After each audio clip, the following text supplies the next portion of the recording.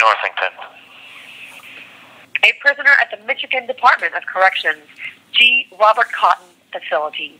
If you feel you are being victimized or extorted by this prisoner, please contact GTL Customer Service at 855-466-2832. To accept this call, press 0. To refuse this call, hang up. Or your current balance is $13.24. This call is from a correction facility and is subject to monitoring and recording. Thank you for using GTL. Good morning. Good morning, Mr. Gary Northington. It's good to hear your voice. I've seen your emails, and I'm glad to finally get a chance to talk to you. Is this Rudy? Yes, sir. This is Rudy Davis. Yeah. As you can tell, I've been busy writing things over a number of years.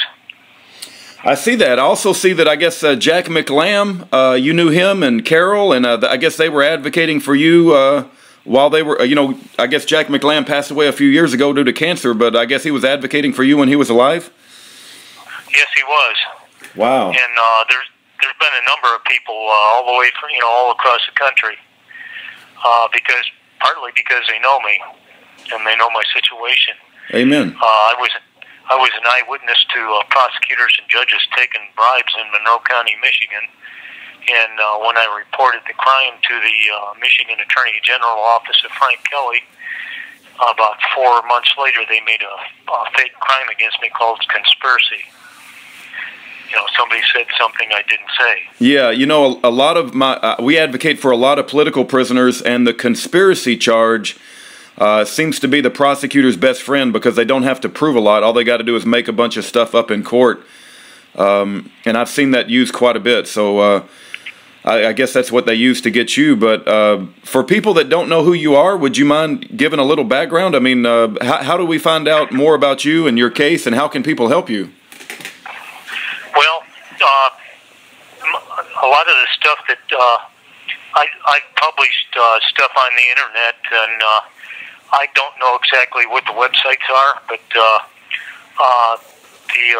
Michigan Militia and Patriot Broadcast Network and people like that have put my stuff out on the internet. You mentioned I'm sorry to interrupt you, sir. You mentioned the Michigan Militia. Are you familiar with Norm Olson? I remember the name. Okay, because I think he was a leader of the Michigan Militia at some point in time. But I'm very familiar with Republic Broadcasting Network. I'm familiar with them too. Yeah, the Patriot Broadcasting Network. Okay. And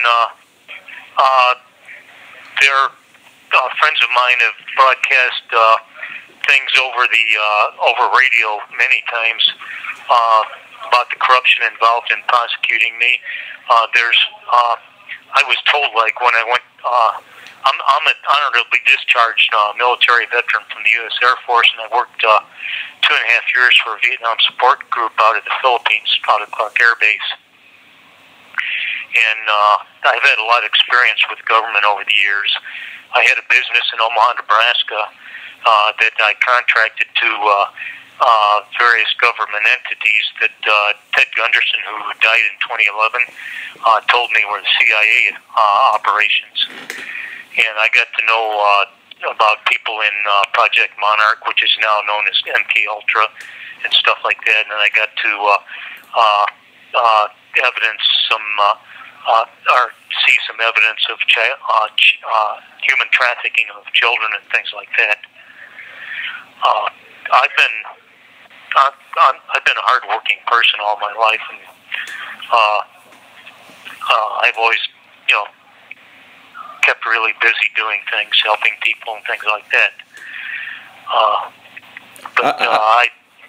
I'm sorry to interrupt. I'm sorry, I didn't mean to interrupt you. You've been in prison 31 years, is that true? That's true. My goodness, wow, okay. My judge, who was on my trial judge, took a $4,000 bribe from the prosecutor to help falsify evidence against me. And there was actually 2 witnesses at trial that testified I wasn't the person involved in the alleged conspiracy. These weren't people I know. They were just people that were around the area and saw what was going on. And guys that one of the prosecution witnesses, said I threatened people and used the GD word that I've never used in my life. Said I used the MF word that I've never used in my life, and things like that. There's just the prosecutor was involved in one of the witnesses who was shot somebody in the back of the head, and the prosecutor took like a $2,000 bribe from him to make it look like a suicide.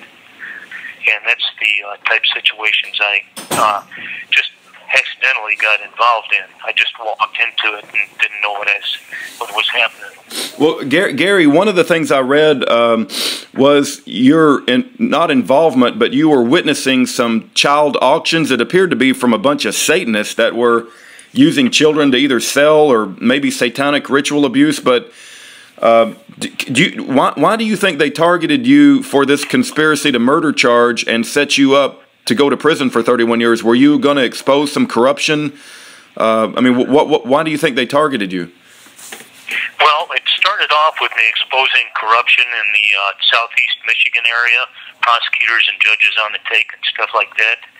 Then when the prosecutor started investigating me, he found out about my involvement with the CIA people back in the mid-1970s, which was the child trafficking stuff, the auctions and all that thing. There was a certain society that would snatch people, kids up off the street, like Johnny Gosh of Des Moines, Iowa. He was 12 years old when Paul Benassi and a couple other guys from this society snatched him up on the street. They took him out to off at Air Force Base at the Project Monarch center there and put him through a little mind control. Then they put him out into the streets. After that, they took him to Colorado and kept him locked up in cages and safe houses in Colorado for a long time. Then when they figured they finally had him under control, they put him out in the streets and used him. This organization would use kids to get politicians involved in illicit sex and drugs so they could control them. Wow. And I think... I'm so sorry to interrupt you. This organization that you're talking about that was involved in the child trafficking, is this also closely related or the same thing as the Franklin cover-up? Because I've heard people talk about this book called The Franklin Cover-Up. Are they the same thing? Are they different? Or Yeah. I wrote a book called Satanic Deception that is a parallel to the Franklin cover-up by John DeCamp out of Lincoln, Nebraska. Gotcha. Okay, very good. And I just happen to have insight into the things. I spoke to John DeCamp on radio one time, and he said, yes, you were definitely there, because I explained to him things like I met a guy named Larry King, not the talk show host, but the Larry King, who was president of the Franklin Savings and Loan Bank of Omaha, Nebraska, and he'd do credit checks on people before they brought them into the society, so they knew they were clean people and they wouldn't be bringing the police into the organization to investigate and discover all this child trafficking. And Larry King sung at the, I think it was the 1986 or 88 Republican National Convention. I turned him and a couple of guys, I went to the Omaha Police to make a police report about this trafficking. I didn't know Robert Watson of the Omaha Police Department was one of them. And they tried to set me up on, they planted drugs in my business and stuff like that. But I found out what was going on before they brought the dogs in, and I threw the stuff in the trash. They put it in, they used some of my merchandise boxes I had on the shelf and put bags of marijuana and stuff like that in it. But they were trying to set me up so they could throw me off in prison after I'd reported them to the Omaha Police. And like I said, the chief of police was one of them. Then I walked straight over from when I knew something didn't feel right at the Omaha Police Department. I left my car parked along the street in Omaha. I'll walk through the Woodman of the World building and out to the other side to another street, walked straight over to the FBI and told them what was going on. And Larry King and a guy named Russell E. Nelson in ended up getting investigated by the FBI and thrown in prison for a number of things that they were involved in. I don't know exactly what they were in prison for, but they spent about 10, 15 years in prison. And Larry King, when he got out of prison about 5 years ago, he only made $12,000 a year as a president of the Franklin Savings and Loan, but he had a $1 million mansion in Washington, D.C. in a Learjet. And after he got out of prison about 5 years ago, he went to live in that $1 million mansion in Washington, D.C.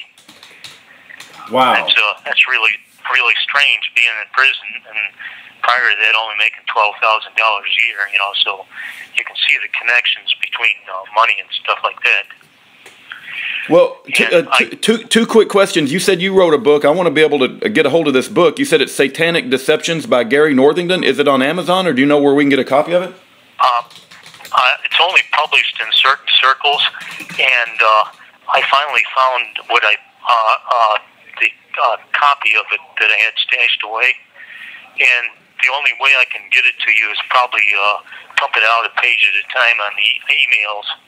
Okay. And send it to you, then you can put it together. Okay, just curious, how many pages, if you know off the top of your head, approximately? I think it's about, it's only a short book because it was my draft for doing the whole thing, but it's about 77 pages, I think. Okay, I just want to make sure, I do, if I can put that on your web page, if if we get a hold of it. The other thing I was going to ask you is, they put you in there for life. I looked at your rap sheet on the internet when I brought up the Department of Corrections, and it says life sentence.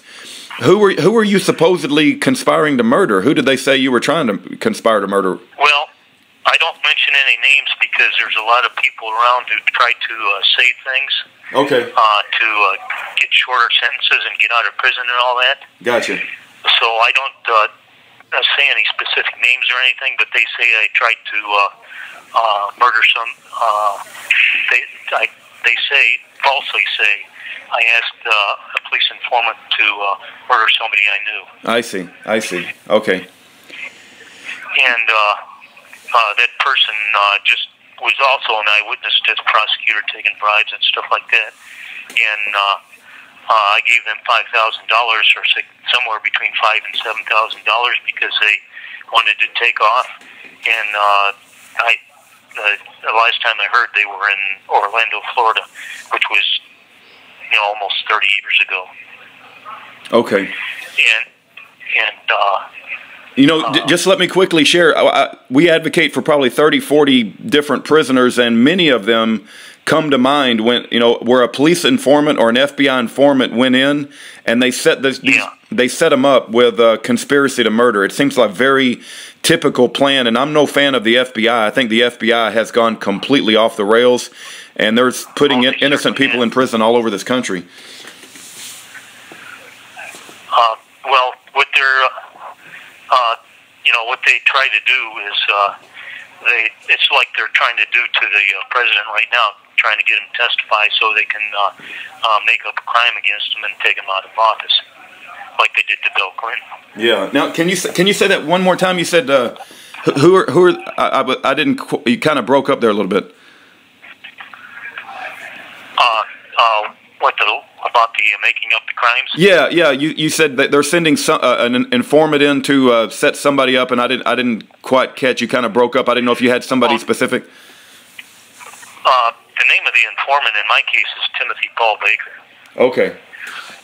He'd been an informant before. He tried to get a guy to shoot a cop or something like that, and then he blamed.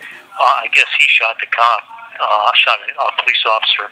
Then he blamed it on somebody else. I got you. And that's his way of life. He's made a lot of money. You have 1 minute remaining. Well, I'm going to have to go in a minute here. If you want, is there anything else?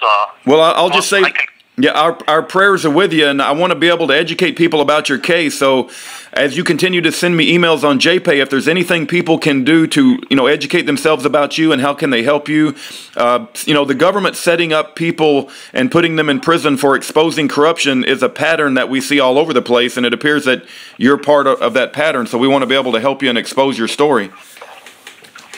Yes, sir. I appreciate your help, and God bless. All right. God bless you, Gary. Thank you. All right. Bye-bye. Bye. Thank you for using GTL. All right. That's Gary Northington, and you can use your own discernment about him. I do know that Officer Jack McLam was advocating for him before Officer Jack McLam died of cancer, and I have a lot of respect for Officer Jack McLam. So we've got some emails that Gary Northington has put out. He wrote something about child auctions, and all of that is up on YouTube if you just go to my channel and search for Gary Northington. Or we also have Year of Jubilee, and go to other prisoners and look for Gary Northington, and you'll see emails and articles about him and written by him and about him. We may eventually create a page just for Gary Northington, but I haven't had the time to consider doing that yet. Thank you for your time.